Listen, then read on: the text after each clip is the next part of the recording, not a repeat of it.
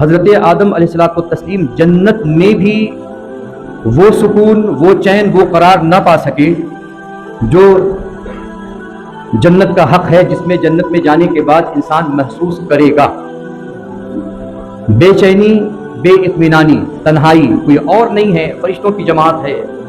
اللہ رب العزت نے حضرت آدم علیہ السلام کی بے چینی اور بے قراری کو ختم کرنے کے لیے حضرت حوا کو پیدا فرمایا، اور پھر حضرت حوا رضی اللہ تعالی عنہا کا نکاح حضرت آدم سے ہوا۔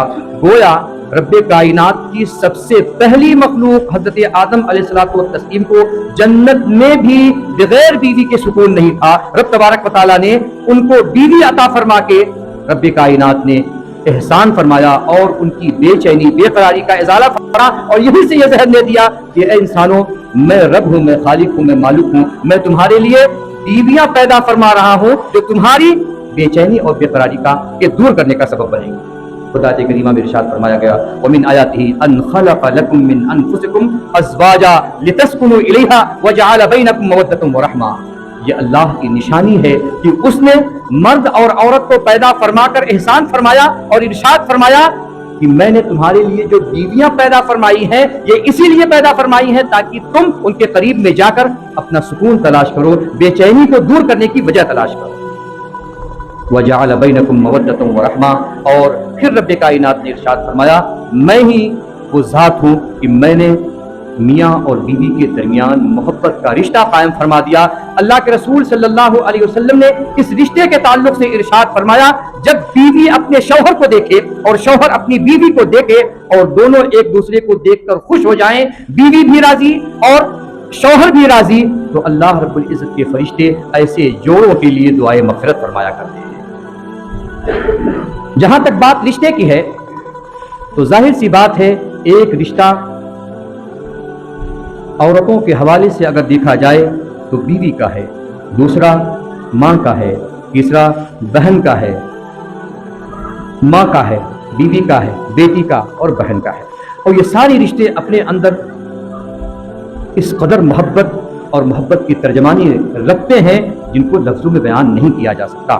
رسول پاک صلی اللہ علیہ وسلم کی زندگی سے ہمیں ہر ایک کے لیے نمونے ملتے ہیں۔ مثال کے طور پر اگر بیوی کی ذات دیکھنا ہو تو اللہ کے رسول کی ذات دیکھیں، اللہ کے رسول صلی اللہ علیہ وسلم کی ذات میں بیوی کے لیے جو نمونہ ملتا ہے، اگر ہم بحیثیت شوہر حضور پاک کی اس سنت پر عمل کریں تو ہمارا گھر دنیا میں بھی جنت نشان ہو سکتا ہے۔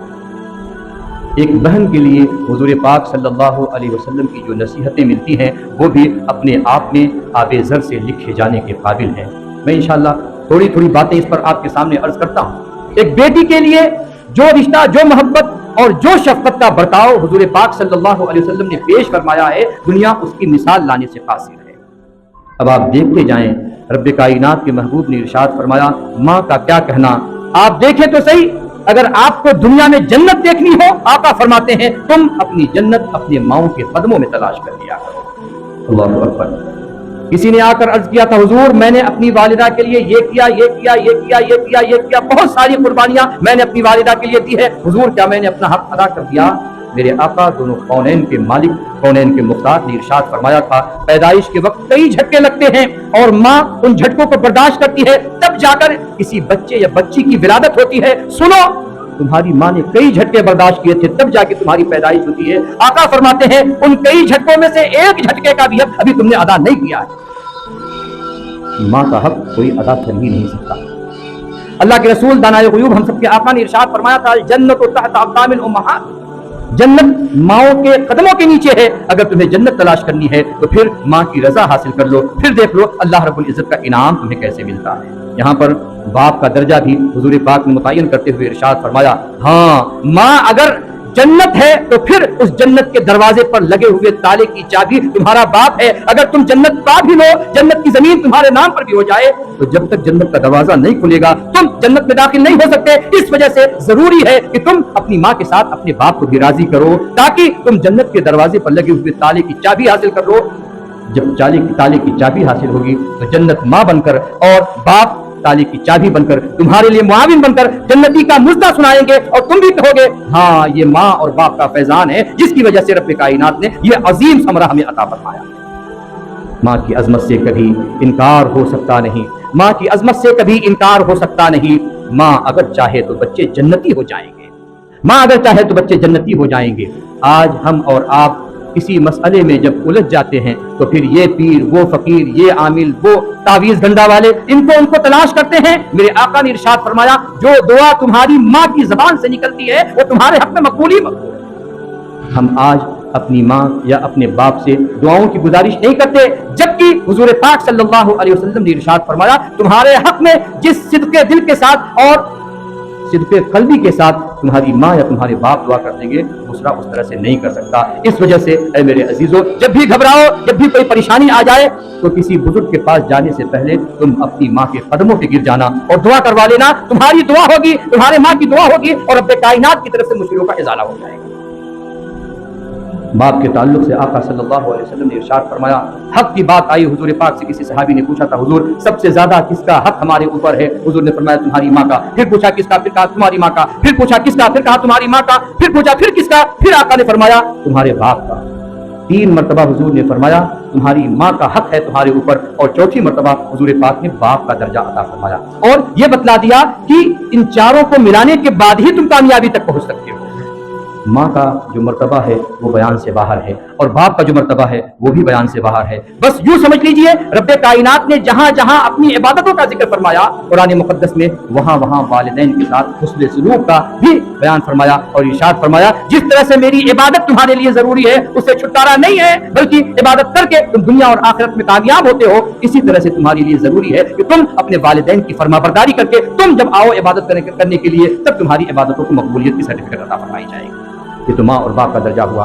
अब जरा बीवी के हवाले से सुन ले। आपने बीवी के हवाले से बहुत सारी बातें सुनी है और आप उलमाए किराम से सुनते रहते हैं। एक दो बातें उन्हीं में से मैं और आपके सामने अर्ज कर दूं ताकि हमारी इस दावे पर दलील फराहम हो जाए कि रब्बे कायनात के महबूब सल्लल्लाहु अलैहि वसल्लम ने हर रिश्ते के अंदर जो हलावत और जो शीरीनी रखी है वो कहीं और आपको नहीं नजर आएगी। हमारे और आपके आका ने सैयदा उम्मुल मोमिनीन आयशा रज़ियल्लाहु ताला अन्हा और हम सब की माँ के हवाले से एक जुमला इरशाद फरमाया था, वो आप सुन ले। रसूल पाक सल्लल्लाहु अलैहि वसल्लम ने हजरत आयशा रज़ियल्लाहु ताला अन्हा के पानी पी लेने के बाद गिलास की उसी जगह से पानी पीने को इख्तियार फरमाया जहां से सैयदा आयशा रज़ियल्लाहु ताला अन्हा ने पानी पिया था और इरशाद फरमाया, मैं ये चाहता हूं कि मैं उसी मकाम से पानी पीऊं ऐ आयशा जहां से गिलास से मुंह लगाकर तुमने पानी पिया है, ताकि आने वाली दुनिया को ये पता चल जाए कि रब के महबूब ने अपनी बीवियों की कितनी कदर की है, उनकी अजमत बढ़ाई है। हमारी कौम जब आएगी, हम तो बहैसियत नबी इसको कर रहे हैं, हमारी कौम इसको बहैसियत नबी की उम्मत अदा करेगी और ये उनके लिए सुन्नत हो जाएगी। अगर खुलूस नियत के साथ, अच्छी नियत के साथ, ईमानदारी के साथ अगर वो ये काम करता है तो रब कायनात की तरफ से उसकी इसको जज़ा भी मिलने वाली है। आज बहुत तरीके से लोग बात करते हैं और कभी कभी ऐसी बातें भी बोल जाते हैं हंसी मजाक में भी कि फला साहब देखो अपनी बीवी का बिल्कुल जोरू का गुलाम हो गया है। नहीं मेरे अजीजों, ये जोरू का गुलाम होने की बात नहीं है, बल्कि ये रसूल पाक की सुन्नत की बात है। रसूल पाक सल्लल्लाहु अलैहि वसल्लम ने हमें ये ज़हन अता फरमाया कि अव्वलन झूठा नापाक नहीं है, चाहे वो तुम्हारी बीवी का ही झूठा क्यों ना हो। आदमी आज झूठे से भाग रहा है, नहीं हम झूठा नहीं पिएंगे, बोतल की बोतल पड़ी रहती है, बड़ी बोतल 1 लीटर वाली, अगर किसी ने मुंह लगा के पी लिया तो दूसरा बंदा उसको पीने के लिए तैयार नहीं होता। मेरे आका ने ये ज़हन दिया कि ऐ लोगों सुनो, जब मैं नबी होकर अपनी बीवी का जूठा पी रहा हूं तो फिर तुम्हें किसी और मुसलमान का जूठा पीने में कोई हर्ज महसूस नहीं करना चाहिए। और मेरे आका सल्लल्लाहु अलैहि वसल्लम ने तो अपने सहाबे किराम का जूठा पिया है। आप सोचें, नबी तमाम नबियों के इमाम, तमाम नबियों के मुक्तदा होने की हैसियत से भी हैं हमारे और आपके आका, लेकिन जब बात आई है तो एक मौके पर 1 नहीं, 2 नहीं, 100 नहीं, 200 नहीं, 1400 सहाबे किराम हैं। रसूल पाक सल्लल्लाहु अलैहि वसल्लम के अंगुष्ठे मुबारक की खाइयों से पानी जारी हो रहे हैं। रसूल पाक सबको पानी पिला रहे हैं और एक ही प्याली से सबको पानी पिलाया जा रहा है। जब सब पी चुके हैं तब सबसे आखिर में हमारे और आपके आका ने उसी प्याले से पानी पीकर ये ज़हन दे दिया कि मुसलमानों, जब मैं नबी होकर अपने सहाबा का जूठा पी रहा हूं और उसको बुरा नहीं समझ रहा हूं तो फिर तुम्हें उम्मती होकर मेरी सुन्नत अदा करना चाहिए और तरीक़े मुस्तफा को इख्तियार करना चाहिए। तरीक़े मुस्तफा ही में कामयाबी का राज मुज़मर है। और आज हम जो दर दर की ठोकरें खा रहे हैं उसकी वजह यही है क्योंकि हमने तरीक़े मुस्तफा को छोड़ दिया है। किसी शायर ने बड़ी अच्छी बात कही थी, तरीक़े मुस्तफा को छोड़ना है वजह बर्बादी, इसी से कौम दुनिया में हुई बेइक़्तिदार। तरीक़े मुस्तफ़ा को अपनाइए, तरीक़े मुस्तफ़ा को अपनाएंगे तो फिर बरकतें ही बरकतें मिलेगी। आप देखें तो सही, बहुत मुमकिन है क्योंकि रब्बे कायनात ने औरतों को पसली से पैदा फरमाया। उलमा बैठे हुए, आप इनसे पूछें, हज़रत आदम अलैहिस्सलातु व तस्लीम की पसली से उन्हें पैदा किया गया और तफसीर की किताबों में मैंने पढ़ा है कि पसली जरा सा टेढ़ी होती है हजरत, पसली जरा टेढ़ी होती है, गोया उनकी पैदाइश ही में रब तबारक व तआला ने आपको यह जहन दे दिया कि उनकी पैदाइश ही टेढ़ी जगह से हुई है, तो हो सकता है उनकी जबान से कोई ऐसा कलिमा निकल जाए जो तुम्हें नागवार गुजरे, जरा जब्त कर लेना, सब्र कर लेना, अल्लाह रब्बुल इज्जत तुम्हें उसकी भी जज़ा अता फरमाएगा, जज़ा अता फरमाएगा। आप देखें तो सही, एक साहब हैं हजरत उमर के पास आते हैं और सोचते हैं कि शिकायत करूंगा। क्या शिकायत करूंगा? मेरी बीवी बहुत तंग करती है, हजरत उमर के पास जाऊंगा, शिकायत करूंगा। जल्दी जल्दी मैं अगर अर्ज करूं, वो साहब सोचते हैं हजरत उमर जैसा इंसान और खलीफतुल मुस्लिमीन डांट देगा, झपट कर देगा, दुर्रा उठाएगा, बीवी सरेंडर हो जाएगी, इस तरह की बातें नहीं करेगी। वो साहब हजरत उमर के घर पहुंचे। हजरत उमर के घर पे जैसे ही पहुंचे हैं, दरवाजे पर अभी दस्तक नहीं दी, अंदर से बीवी के बोलने की आवाज आ रही है और हजरत उमर को उनकी बीवी कुछ सख्त कलिमात और सख्त लहजे में कलाम करती नजर आ रही है। हजरत उमर की बीवी सख्ती के साथ बोल रही हैं और हजरत उमर उसको खामोशी के साथ सुनते रहे, खामोशी के साथ सुनते रहे। बात आई गई, खत्म हो गई। ये सहाबी जो शिकायत करने गए थे अपनी बीवी की, जब इन्होंने देखा कि जो हाल ऐन का वही हाल गैन का, तो फिर ये वापस आ गए और बाद में हजरत उमर ने किसी के जरिए से मालूम किया तो पता चला ये हमारे घर आए हुए थे। उनसे पूछा, आप हमारे घर आए थे? कहा, हुजूर घर पे आया था, लेकिन जो मंजर हमने वहां देखा, फिर हमको ये जुर्अत ना हुई कि हम आपसे इस सिलसिले में कलाम कर सकें। क्या बात थी? मसला ये था, लेकिन मैं ये देखा कि आपकी बीवी के साथ आपकी कुछ गुफ्तगू हो रही है, बीवी का लहजा जरा सख्त है। मैंने जब महसूस किया कि हजरत उमर जब बर्दाश्त कर सकते हैं, तो फिर हजरत उमर की रईयत में रहने वाला उनका दोस्त भी अपनी बीवियों की सख्तियों को बर्दाश्त कर सकता है। इस वजह से मैंने बर्दाश्त करना शुरू कर दिया और जर्रा बराबर मैंने बर्दाश्त किया। अब महसूस कर रहा हूं कि तबारक व तआला की बरकतें हमारे घर पर आ रही हैं।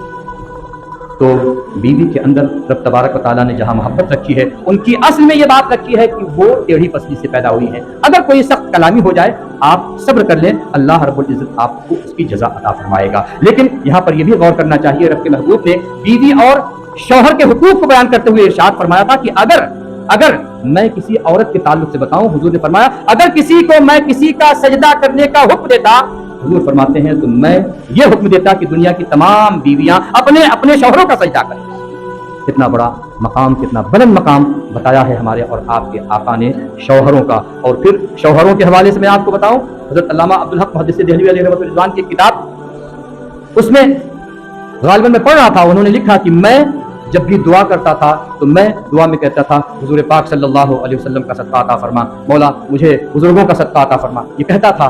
और अज़वाज को कहना भूल जाता था कि हुजूर के अज़वाज मुतहरात का भी सदका अता फरमा। रसूल पाक सल्लल्लाहु अलैहि वसल्लम ने ख्वाब में आकर उस बुजुर्ग को बशारत दिया और उस बुजुर्ग को समझाया कि तुम मेरे वसीले से, मेरे सहाबा के वसीले से चीज़ों को मांगते हो, मेरी बीवियों का वसीला क्यों नहीं लेते हो? मेरी बीवी का भी वसीला लिया करो, अल्लाह रब्बुल इज्जत मुझे बरकतें अता फरमाएगा। पता ये चला कि रब्बे कायनात के महबूब की निगाह में बीवी की वक़ात और बीवी की अहमियत बहुत है। क्यों? इसलिए कि जब वो बीवी हो गई तो फिर बहुत सारी ऐसी ज़रूरतें हैं जो आपको कहे बगैर वो पूरा करती है। तो फिर अगर जरा सख्त कलामी भी हो जाए तो उसको बर्दाश्त कर लेने में कोई मुज़ायफ़ा और हरज नहीं है। अब जरा बहन की बात सुने। मेरे और आपके आका सल्लल्लाहु अलैहि वसल्लम अपने माँ बाप की तन्हा औलाद, ना कोई आपका भाई और ना कोई आपकी बहन, ना कोई सगा भाई ना कोई सगी बहन।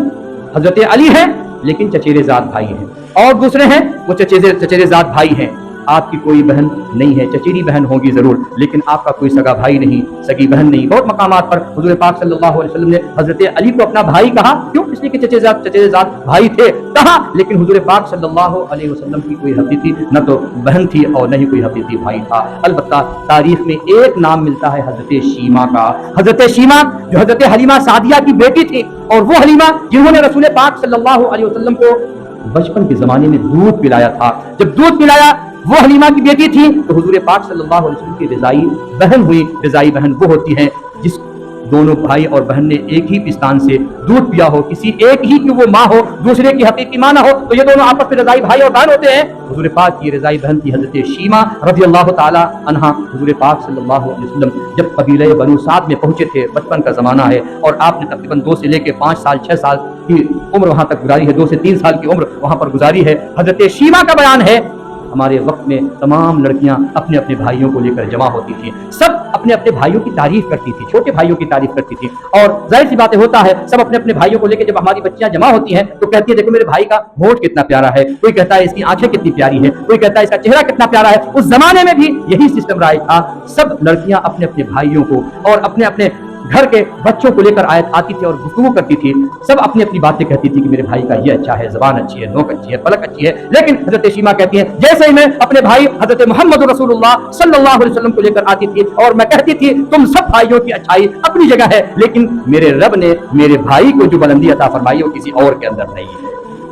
ये हजरत शीमा है। हजरत शीमा बूढ़ी हो गई। हुजूर पाक सल्लल्लाहु अलैहि वसल्लम ने जंग के मौके पर एक जंग में फतेह हासिल की और कबीले बनु साद के लोगों ने हुजूर के खिलाफ लड़ाई लड़ी थी। हुजूर ने फतेह हासिल की। जब फतेह हासिल की थी तो हुजूर पाक सल्लल्लाहु अलैहि वसल्लम ने कबीले बनु साद के लोगों को गिरफ्तार किया था और गिरफ्तार करने के बाद ये हुक्म जारी किया था कि इनके घर के लोगों को बुलाकर उनसे फिदिया लेकर, उनसे कुछ माल लेकर इनको रिहा कर दिया जाए। वो लोग अपने अपने कबीलों में गए, फिदिया जमा कर रहे थे। बात हजरत शीमा तक पहुंची। लोगों ने कहा एक मोहम्मद नाम के शख्स हैं, उनके पास हमारे लोग कैद हैं, पैसा दिया जाएगा तब मोहम्मद अरबी सल्लल्लाहु अलैहि वसल्लम हमारे लोगों को रिहाई अता फरमाएंगे। हजरत शीमा के कान में ये बात पहुंची कि मोहम्मद नाम के शख्स हैं जिनके पास हमारे लोग मौजूद हैं। हजरत शीमा घर से बाहर आ गई और इरशाद फरमाया पैसा जिसका जिसका लिए हो कबीले में सबका पैसा वापस कर दो, पैसा देने की जरूरत नहीं है। लोगों ने कहा ए हलीमा मजनू हो गई हो, पागल हो गई हो, जानती हो जो कौम गालिब होती है वो किस तरह से अपने मगलूब लोगों के साथ तामुल करती है, मामला करती है। वो फाते हैं, हमारे लोगों के साथ सख्तियां कर सकते हैं। हजरत हलीमा ने कहा कोई और होगा जो सख्ती करता होगा, तुमने कहा है उनका नाम मोहम्मद है, वो मोहम्मद मुझे लगता है ये मेरे भाई है, चलो मैं चलती हूँ और उनसे मैं तुम्हारे लिए सिफारिश करूंगी। अल्लाह अल्लाह, हमारे और आपके आका की बारगाह में हजरत शीमा, वही शीमा जिन्होंने हुजूर पाक सल्लल्लाहु अलैहि वसल्लम को बचपन में खिलाया था, लोरियां सुनाई थी और मोहब्बत के बताव पेश किए थे। जब हजरत शीमा पहुंचती हैं रसूल पाक सल्लल्लाहु अलैहि वसल्लम की बारगाह में, हुजूर पाक सल्लल्लाहु अलैहि वसल्लम ने हजरत शीमा को देखा, हजरत शीमा ने हुजूर पाक को देखा। हजरत शीमा ने कहा ऐ मोहम्मद अरबी, मेरे भाई ये मेरे कबीले के लोग हैं, उनको छोड़ दिया जाए। मेरे आका ने इरशाद फरमाया ऐ मेरी बहन, तुम्हें आने की भी जरूरत नहीं थी, अगर तुम ये फरमान वहां से ही जारी कर देते तो तुम्हारा भाई मोहम्मद तुम्हारे कबीले को लोगों को रोया कर दिया करता। ये है मेरे आका की मोहब्बत जो बहन के हवाले से है, हमारे आका की मोहब्बत जो बेटी के हवाले से है। अल्लाह अकबर, उसका कोई मोल नहीं, उसकी कोई कीमत अदा नहीं कर सकता और उसका जो आपने बयान किया उसका कोई मिसाल, उसकी कोई मिसाल पेश नहीं कर सकता। हजरत फातिमा की पूरी जिंदगी हमारे और आपकी निगाहों के सामने है। रसूल पाक सल्लल्लाहु अलैहि वसल्लम की बारगाह में हजरत फातिमा आती थी, रसूल पाक सल्लल्लाहु अलैहि वसल्लम उनको अपने गले से लगाया करते थे और यही तक नहीं बल्कि हमारे और आपके आका इरशाद फरमाया करते थे फातिमा तो बिदअतुम मिन्नी फमन अहब्बहा फकद अहब्बनी वमन अग़ज़बहा फकद अग़ज़बनी। फातिमा मेरे जिगर का टुकड़ा है। ऐ लोगों, जिसने फातिमा से मोहब्बत की उसने गोया रसूलुल्लाह से मोहब्बत की, जिसने फातिमा से दुश्मनी की उसने गोया रसूलुल्लाह से दुश्मनी की। आप बताओ तो सही, क्या कहीं भी इन रिश्तों का मोल मिल सकता है जो हमारे और आपके आका ने अपने घर के लोगों के साथ पेश किया? खा वो बीवी हो, खा वो माँ हो, खा वो बेटी हो या और कोई रिश्ता हो, जो भी रिश्ते औरतों के हवाले से है, माँ है, बेटी है, बीवी है, ये सारे रिश्ते आप देखते जाएंगे, आपको महसूस होगा सबकी जिंदगी की ऐसी मिसालें आका सल्लल्लाहु अलैहि वसल्लम ने पेश फरमाई है जिसकी कोई नजीर पूरी दुनिया में नहीं मिल सकती। बस हमको ये चाहिए कि हम तरीके मुस्तफा को इख्तियार कर लें। बीवी से जो मोहब्बत का तरीका है उसको अपनी जगह रखा जाए, माँ से अकीदत और उल्फत का जो तरीका है उसको अपनी जगह रखा जाए और बहन से जो मोहब्बत और अकीदत का ताल्लुक है उसको अपनी जगह पर रखा जाए। बेटी से जो सलीका जिंदगी गुजारने का है उसको अपनी जगह रखकर जिंदगी गुजारा जाए। और खुदा मैं कहता हूँ अगर ये सारे रिश्ते अपनी जगह पर अंजाम दिए जाएं और इनके फर्क मरातिब का लिहाज करते हुए जिंदगी गुजारी जाए तो फिर कोई भी एक फर्द ये बता दे क्या अगर ये रिश्ते मोहब्बत के साथ कायम रहे, दायम रहे तो किसी घर में कोई नाचाकी होगी, किसी घर में कोई झगड़ा होगा, किसी घर में कोई लड़ाई होगी? बिल्कुल नहीं होगी। अगर एक घर सिर्फ इस बुनियाद पर सही हो सकता है कि उसकी बीवी अच्छी गुजर रही है, जिंदगी गुजार रही है, बेटी बहन और दूसरे रिश्ते हैं अच्छे गुजर रहे हैं, तो फिर ऐसे ही अगर सारे घरों के मामलात को कर दिया जाए तो यकीन करें पूरा का पूरा मुआशरा बन सकता है और पूरे के पूरे मुआशरे की अच्छी तश्कील हो सकती है। बस हमें यह करना है कि तरीके मुस्तफा को इख्तियार कर लेना है, इसी से हमारी जिंदगी की मिराज होगी, इसी से हमारी बंदगी की मिराज होगी। तरीके मुस्तफा को छोड़ना है वजह बर्बादी, इसी से कौम दुनिया में हुई बेएतबार अपनी। आइए रसूल पाक सल्लल्लाहु अलैहि वसल्लम के तरीके को अपनी जिंदगी का मंशूर बना लें, रसूल पाक सल्लल्लाहु अलैहि वसल्लम की सुन्नतों को अपनी जिंदगी का हदफ बना लें और वो जो सुन्नतें हुजूर पाक सल्लल्लाहु अलैहि वसल्लम ने हमको दी है उन पर अमल करना शुरू कर दें, फिर देखिए हमारी जिंदगी गुलजार हो जाएगी। रब्बे कायनात की बारगाह में दुआ है रब्बे कायनात हमको और आपको रिश्तों को समझकर उनको निभाने की तौफीक नसीब फरमाए और जो भी रिश्ते हमारे दरमियान हैं रब्बे कायनात सबकी हिफाजत फरमाए। हमारे कहने सुनने में कोई खता शामी हुई हो तो रब्बे तआला माफ फरमा के हम सबको अमल खैर की तौफीक नसीब फरमाए। खूब की सैर चमन फूल चुने शाद रहे, बागबां जाता हूँ मैं, गुलशन तेरा आबाद रहे। वमा अलैना इल्लल बलाग। अस्सलामु अलैकुम व रहमतुल्लाहि तआला व बरकातहू।